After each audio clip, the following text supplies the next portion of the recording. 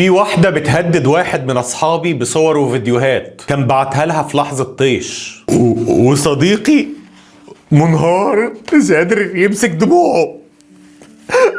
هو عشان ضعف وبعت الصور 300 ولا 400 مرة.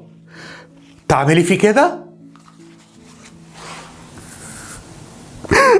هو ما بعتش الصور دي الا لما قلت له ده انت هتبقى جوزي يا ولا وادالك الامان بعدها. وغير كده انت وعدتيه قلت له ورحمه النعمه ما هتبعتي الصور دي لاي حد ولا حد هيشوفها. يا كدابه يا شيخه، ما تبقيش انت والزمن ومراته عليه بقى. ليه بتتعاملوا معانا ان احنا قطع حلوى غير مغطاه يتكاثر عليها الذباب؟ على فكره احنا عندنا احاسيس ومشاعر، انتوا ايه؟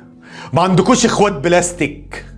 ايه يا شيخة منك ليها استروا علينا ربنا يستر عليكم. وانت يا حبيبي يا ساذج يا جميل، اوعى تبعت صورك وانت بلبس الجيم لاي واحدة يا حبيبي كده ولا كده، وخليك راجل.